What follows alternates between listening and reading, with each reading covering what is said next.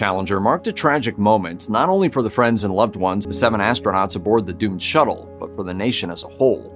Let's explore how and where. On January 28, 1986, the world held its breath as the Space Shuttle Challenger blasted off, then exploded just 73 seconds later, taking all 7 crew members with it. The tragedy was shocking, but there's more to the story than the footage and headlines. Engineers had warned, managers had doubts, and some say NASA tried to control what the public saw. The real story isn't Hollywood drama.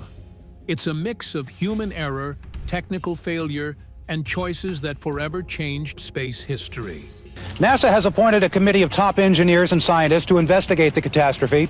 Orders have been issued to impound all records concerning the flight. After the explosion, what did NASA reveal, and what did they keep from the public on this Challenger disaster?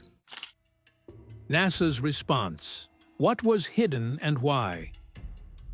When Challenger exploded, the world didn't just mourn, it demanded answers. NASA, thrust into the global spotlight, faced not only grief, but intense scrutiny. What went wrong? Who was responsible? And why, some wondered, had warnings been ignored? The agency had to respond, carefully balancing transparency, technical explanation, and public relations. Immediately after the disaster, NASA issued initial statements that framed the explosion as a sudden and unexpected accident. Engineers' concerns about the O-rings, the freezing temperatures, and the history of previous erosion problems were largely absent from these early communications. Public perception focused on the shock and heroism of the crew, while NASA worked behind the scenes to understand the full scope of what had happened. Critics argue that this created an impression of selective transparency. Some facts were highlighted, others minimized. To investigate, President Reagan appointed the Rogers Commission, a panel including scientists, engineers, and former astronauts. The commission's job was to uncover technical failures and organizational issues that led to the disaster. Their findings, released months later, were devastating. The O-ring failure caused the shuttle breakup, yes, but the larger problem was the management culture. Engineers' warnings were not just ignored.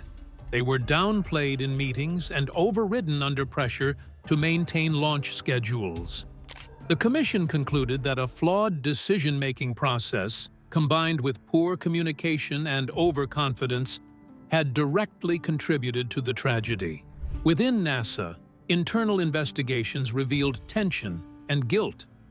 Some engineers reportedly felt frustrated and powerless, knowing the risk of launching in freezing temperatures but unable to convince management. Managers, in turn, defended their decisions as routine and necessary to meet expectations, emphasizing the shuttle program's success and the public excitement surrounding the mission.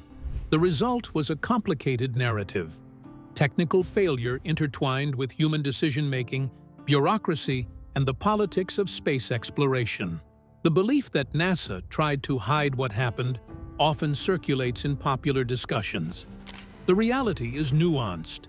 Key technical concerns, internal disagreements, and earlier warnings were not immediately made public in full detail. While there was no intentional cover-up to deceive the world, the selective framing and delayed transparency created space for rumors, speculation, and conspiracy theories. In the weeks following the explosion, media outlets and independent analysts began digging into internal documents, uncovering internal memos, warnings, and engineering debates that hadn't been fully shared initially. This tension between technical complexity and public storytelling is understandable. NASA had to explain a disaster that was unprecedented in its immediacy and visibility, while avoiding speculation or incomplete conclusions. Yet the gap between what insiders knew and what the public heard fueled doubts, leading to a perception that information was being hidden. In reality, it was a combination of organizational culture, communication failures, and the chaos of tragedy, not a deliberate attempt to conceal truth. The Challenger disaster also exposed a larger issue: how high-stakes organizations handle risk, accountability, and public perception. NASA's response demonstrated the difficulty of balancing honesty with reassurance. The agency had to navigate grief, national attention, and technical explanations simultaneously, a challenge that inevitably left some details obscured or misunderstood in public discourse. NASA's response became a critical part of the story itself.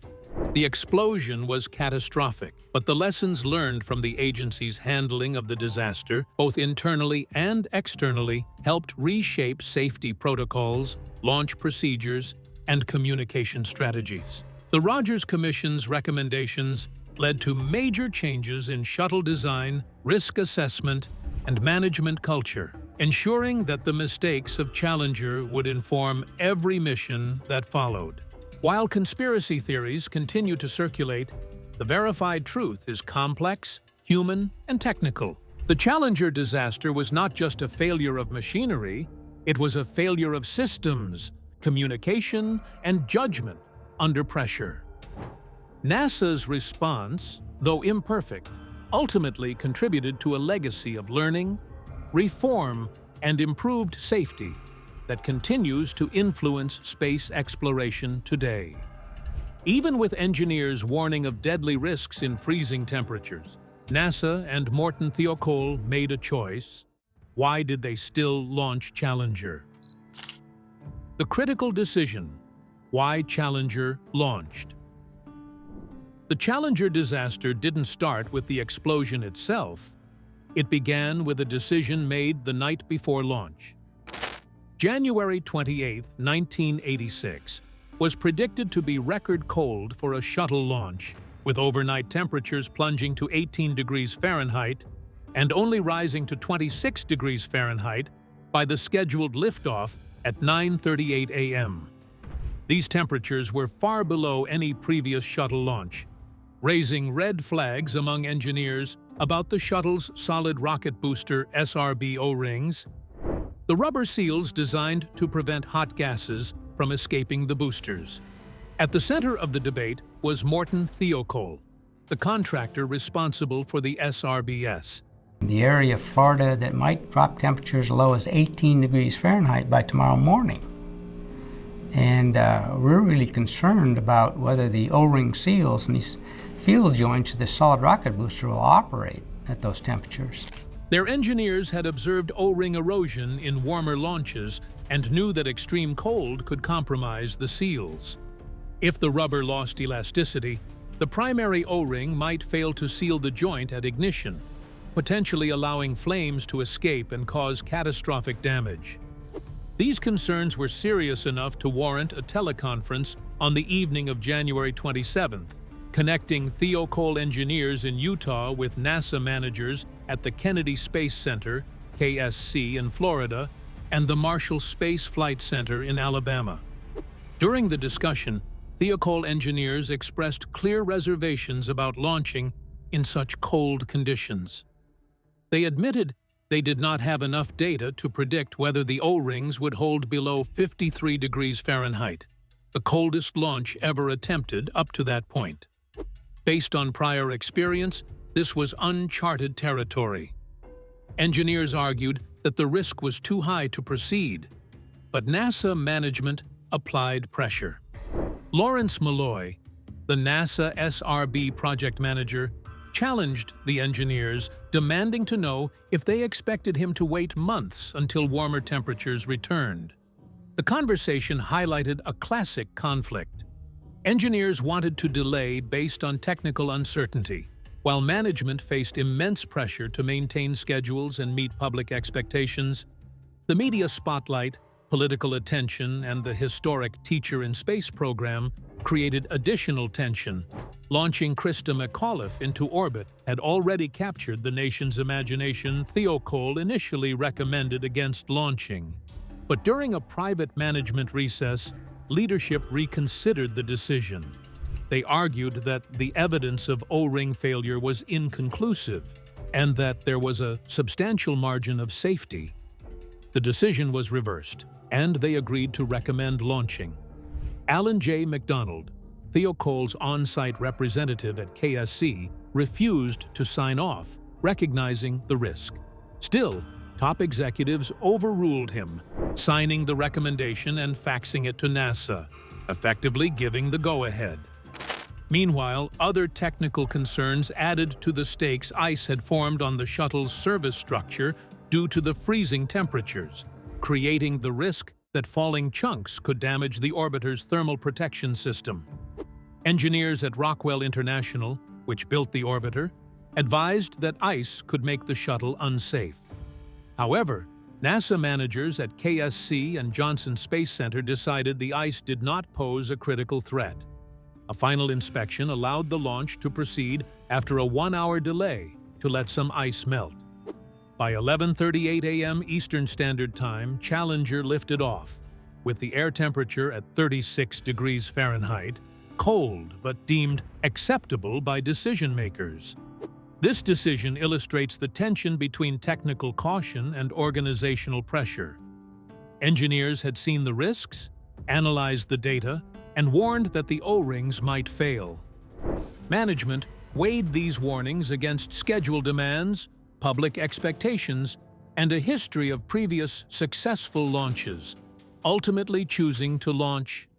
It wasn't negligence in the malicious sense, but it placed ambition and schedule over caution, creating the conditions for disaster. In hindsight, the Challenger decision reminds us that engineering warnings cannot be ignored without consequences. Even the most sophisticated systems are vulnerable when human judgment, culture, and pressure collide. The night before debate, the teleconference, and the signed recommendation are not just footnotes. They are the pivotal moments that made tragedy almost inevitable. The literally impossible mission. The Challenger mission wasn't just another shuttle launch. It was supposed to be a moment of inspiration for millions. The Challenger mission wasn't just another shuttle launch. It was supposed to be a moment of inspiration for millions. NASA had planned a very special project called the Teacher in Space program, designed to put an ordinary teacher into space to share the experience with students across America. That teacher was Krista McAuliffe, a high school social studies teacher from New Hampshire. Suddenly, space exploration wasn't just for astronauts. It was something every kid could dream about. The eyes of the nation, and indeed the world, were glued to Cape Canaveral that January morning. The crew itself was a mix of seasoned astronauts and specialists, all trained to handle the shuttle's complex systems. Commander Francis Dick Scobie, pilot Michael Smith, and mission specialists Ellison Onizuka, Judith Resnick, and Ronald McNair had years of flight experience. With nerves of steel and precision skills, Krista McAuliffe was the rookie, but she trained rigorously, learning about shuttle operations, zero-gravity conditions, and the science experiments she would demonstrate. Her enthusiasm was contagious. The media dubbed her the teacher for the nation, and students everywhere prepared lessons to follow her journey. The excitement surrounding Challenger was enormous. NASA had been riding a wave of success from previous shuttle missions, and the shuttle program was billed as routine, safe, and dependable. The public perception was that spaceflight was no longer the realm of daredevils and astronauts alone. It was almost an everyday adventure. Television cameras lined the launch pad, reporters were ready with live coverage, and schools scheduled watch parties for students eager to see a teacher in orbit. Yet behind the scenes, not everything was smooth. NASA engineers had voiced concerns about technical issues with the shuttle, particularly with the solid rocket boosters, which relied on O-rings to seal joints and prevent flames from escaping. Normally, these O-rings worked fine, but recent cold weather had raised red flags. Some engineers worried that the freezing temperatures on launch day might compromise the seals, potentially causing catastrophic failure. Management, however, felt enormous pressure to launch on schedule, and public anticipation made delaying the mission politically and socially tricky. This tension between technical caution and public expectation set the stage for tragedy. The crew boarded Challenger in the early morning hours, checking systems, running through procedures, and performing final communications. Cameras rolled as Krista waved to the crowd, embodying excitement and hope. Every detail had been rehearsed countless times, yet the reality of physics, engineering, and human decision-making loomed behind the scenes. In the minutes before liftoff, Challenger's engines ignited, and the shuttle began to rise gracefully from the pad. To the crowd and viewers at home, it looked like a historic triumph. But underneath that dazzling spectacle, hidden vulnerabilities were waiting. Engineers' warnings about the O-rings and freezing conditions, the political and media pressure to launch, and the assumptions about shuttle safety combined into a situation that would test the limits of human and machine. The Challenger mission was meant to inspire a nation, to bring the wonder of space to classrooms and living rooms alike. Instead, it would become a defining moment of tragedy, leaving questions, conspiracy theories, and lessons about risk, management, and the high stakes of space exploration. But even before Challenger left the pad, engineers were waving red flags, warnings that, if ignored, would have deadly consequences. Warnings ignored: the O-ring problem and cold weather. Challenger's tragedy didn't happen out of nowhere.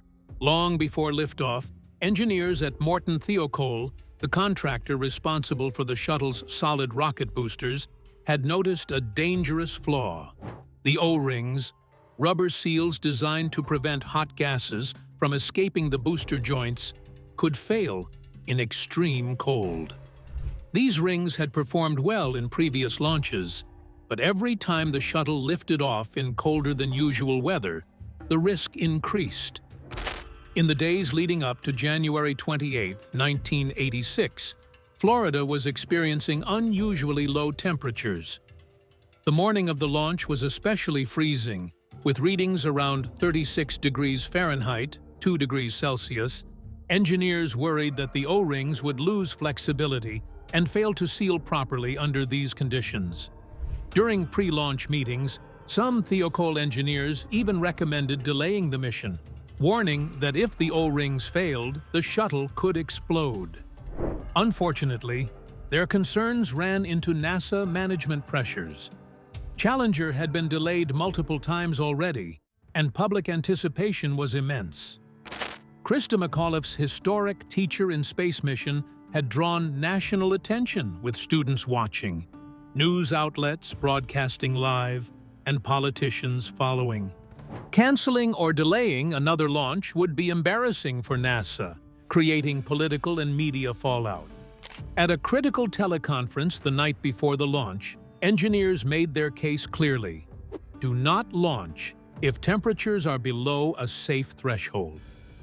Management, however, questioned the data and ultimately overruled the engineers, citing schedule pressure and assumptions based on prior launches.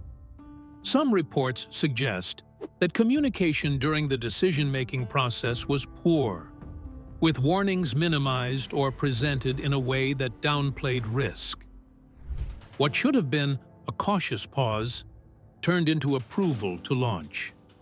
The technical explanation of the O-ring problem is straightforward but deadly. These rubber rings were designed to seal the joints of the solid rocket boosters and prevent hot exhaust gases from escaping. At low temperatures, the rings became less flexible. If they didn't seal properly, pressurized gases could escape, burn through the metal joints, and compromise the integrity of the shuttle's fuel tank. Engineers knew this, but the severity of the warning was not fully communicated to decision-makers or the public. What makes this situation even more alarming is that this wasn't the first time O-ring erosion had been noticed. Earlier missions had shown signs of wear, including blow-by, where gases partially bypassed the seal. Each time, the shuttle survived, which gave NASA a false sense of confidence. The success of previous launches created a dangerous assumption. If it had worked before, it would work again, even under conditions that were unprecedentedly cold. In short, the disaster was avoidable. The engineers saw the risk and spoke up. But a combination of organizational culture, media pressure, and overconfidence meant that their warnings were ignored. Challenger's launch became a tragic lesson in what can happen when safety concerns collide with ambition and public expectation. By the time Challenger lifted off, the O-rings were already at risk, and the cold morning air had set the stage for disaster. Engineers had done their part. They had raised their red flags, but their warnings went unheard. It's a sobering reminder that in complex systems like spaceflight, ignoring small technical details can have catastrophic consequences, even for the brightest minds in the world. Launch day chaos, the explosion and immediate aftermath. The morning of January 28, 1986, started like any other shuttle launch day, but with an extra dose of anticipation. Crowds lined the beaches near Cape Canaveral. Cameras rolled, and students across the country tuned in to watch Krista McAuliffe, the teacher in space, make history. The Shuttle Challenger sat poised on the launch pad, engines primed, ready to soar into the sky. Excitement mixed with tension, but no one could have imagined the horror that would unfold in less than 2 minutes. Space program experienced a national tragedy with the explosion of the Space Shuttle Challenger approximately a minute and a half after launch from here at the Kennedy Space Center. At 11:38 a.m. Eastern Standard Time, Challenger lifted off with a smooth, almost graceful ascent. For the first few seconds, everything looked textbook perfect. The engines roared, the boosters burned, and the shuttle climbed steadily into the sky. Viewers at home cheered, students waved, and teachers celebrated what was supposed to be a moment of inspiration. But in 73 seconds, disaster struck. A flash appeared at the right solid rocket booster, a sign that the O-ring had failed.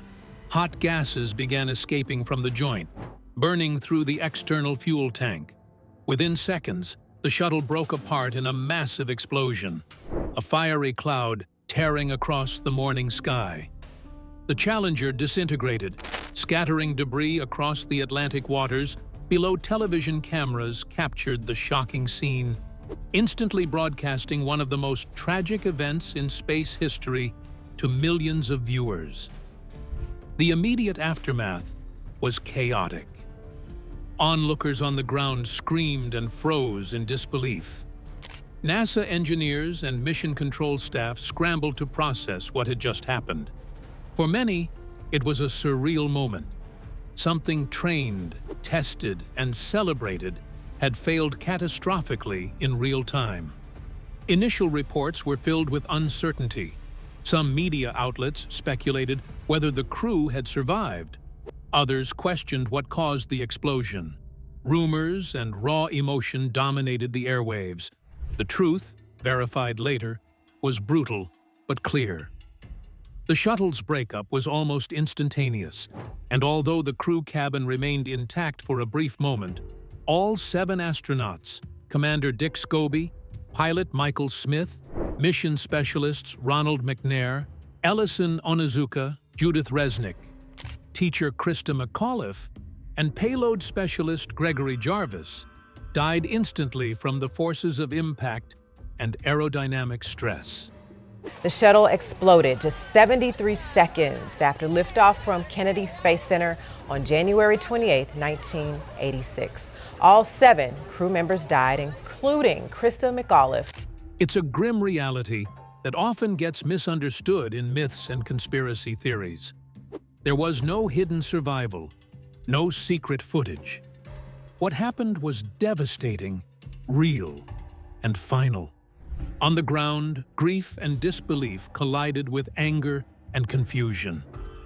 Students watching live TV, teachers guiding classrooms, families following the mission, all of America experienced a collective shock. News anchors struggled to find words. The country had lost heroes in a tragedy broadcasted live. In the days that followed, public mourning would mix with intense scrutiny of NASA's decisions, raising questions about why the shuttle launched. Despite warnings about cold weather and O-ring vulnerabilities within NASA, the scene was equally intense. Engineers revisited warnings that had been ignored. Mission control teams replayed every second of telemetry. Internal communications revealed a mix of fear, guilt, and professional concern. This disaster wasn't just about machines failing. It was about humans making decisions under pressure. A chain of choices and assumptions that would now be dissected publicly for months and years to come. Challenger's explosion became an indelible image. A bright, fiery trail disappearing against the blue Florida sky, leaving behind a nation grappling with the fragility of human achievement. The tragedy would forever change space exploration, public trust in NASA, and the way launches were planned and communicated. And behind the headlines, whispers began. Could NASA have hidden details about the disaster? Were there things the public wasn't being told? These questions would dominate investigations, media coverage, and conspiracy theories in the years to come. While the explosion was horrifying, the story of the Challenger crew, their lives, dreams, and final moments, reveals a human side often lost in the headlines: the crew and their last moments. Behind the tragedy of Challenger were 7 individuals, people with dreams, personalities, and stories that extended far beyond their roles as astronauts. The shuttle's destruction is often remembered visually: the explosion, the fiery debris, the chaos. But understanding the crew as humans adds depth to the disaster, showing why the world felt such a collective shock. Commander Dick Scobie, a calm and experienced leader, was known for his steady hand in the cockpit and dedication to his team. Scobie had flown several missions before, balancing technical skill with a personable nature. His leadership extended beyond the shuttle. He cared deeply for the crew's cohesion, safety, and training, always emphasizing teamwork under extreme conditions. That morning, he was responsible for guiding Challenger through the critical first moments of flight, a task he approached with focus and professionalism. Pilot Michael Smith was in his second shuttle mission. He had the technical expertise to manage the complex shuttle systems and a quiet confidence that reassured both colleagues, and Mission Control Smith's contributions were vital in monitoring engines, flight instruments, and trajectory. Though the disaster unfolded in less than 2 minutes, Smith had trained for years to manage emergencies, reflecting a commitment few could match. Mission Specialist Ronald McNair had a remarkable story. A physicist and talented musician, McNair brought creativity and intelligence to the team. He had trained extensively for shuttle operations and was set to conduct experiments in microgravity.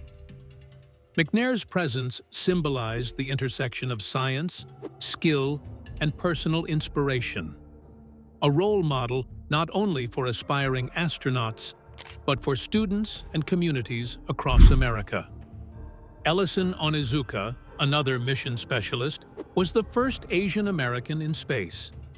Onizuka's journey represented breaking barriers and achieving dreams against odds. He had flown in space before, bringing experience, technical skill, and a positive spirit to the crew. Like the others, he faced the ultimate test that day, confronting forces far beyond human control. Judith Resnick, the second American woman in space, embodied determination and intellect. She had a strong engineering background and a calm, analytical approach to problem-solving, Resnick's contributions included both technical expertise and teamwork, demonstrating that astronauts must balance precision with adaptability under pressure. Christa McAuliffe, the teacher in space, was perhaps the most widely recognized figure that day. Her journey from classroom to shuttle cockpit inspired millions. She trained rigorously, learning shuttle procedures, science demonstrations, and even how to live in zero gravity. Her excitement was infectious, and her mission represented a bridge between ordinary people and the extraordinary possibilities of space. Payload specialist Gregory Jarvis was responsible for experiments involving satellites and scientific equipment. Quiet but highly skilled, Jarvis exemplified the technical side of space missions, often working behind the scenes to ensure everything functioned correctly. The crew's last moments, based on the Rogers Commission and technical analysis, were brief and terrifying. The shuttle disintegrated at 48,000 feet, and although the crew cabin separated from the main shuttle, all 7 astronauts died almost instantly due to the violent forces of the breakup and rapid deceleration. Contrary to myths, there was no prolonged survival, no secret last words recorded, only the tragic finality of physics and fate. Understanding these individuals as humans, teachers, engineers, physicists, dreamers, adds a profound emotional layer.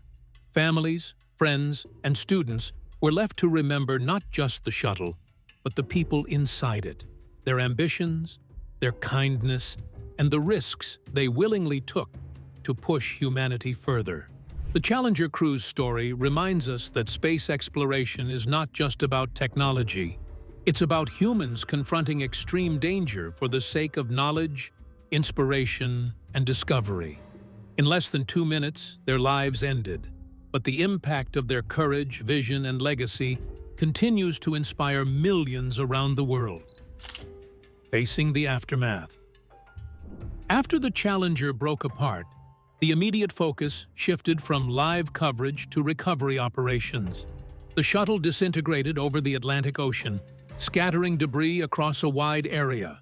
Recovery teams from the U.S. Navy, Coast Guard, and NASA mobilized quickly, combing the waters for pieces of the shuttle and evidence to understand exactly what had gone wrong. The mission was both technical and emotionally wrenching.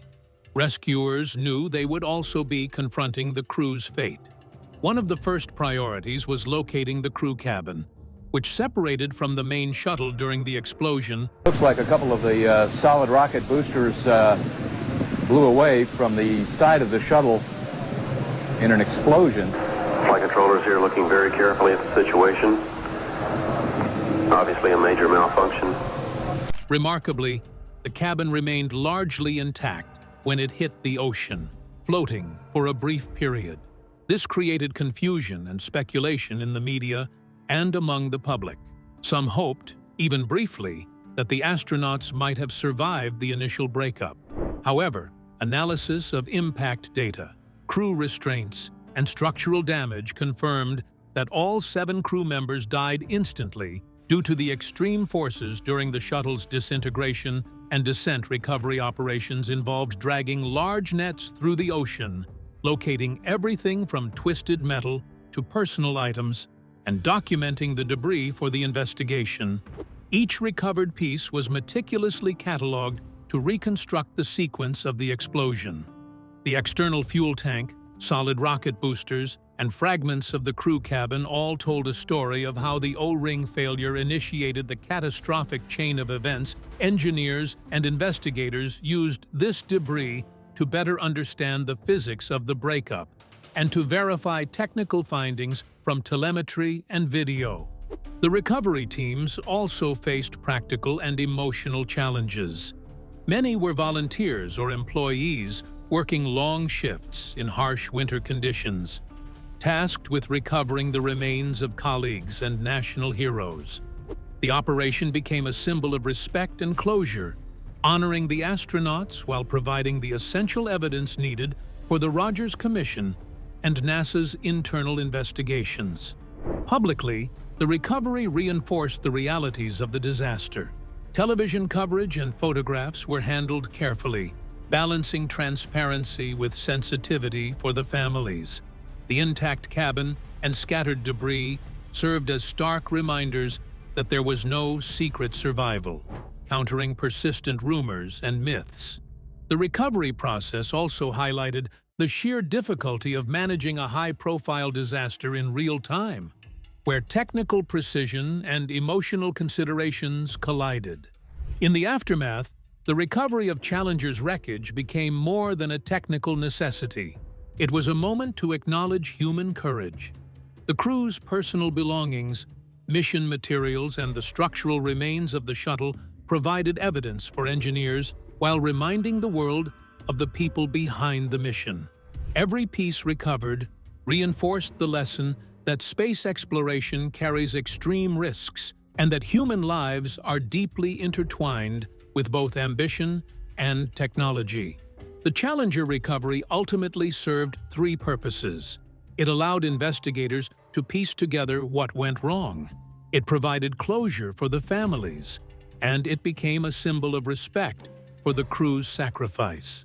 By facing the aftermath head-on, NASA and the recovery teams ensured that the tragedy was fully documented, preventing misinformation and grounding public understanding.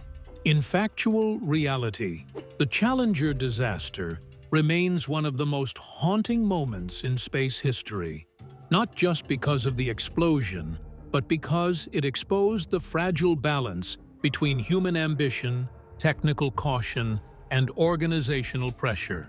In the immediate aftermath, NASA carefully framed the story, focusing on the tragedy and heroism, while much of the technical debate and internal disagreement stayed behind closed doors.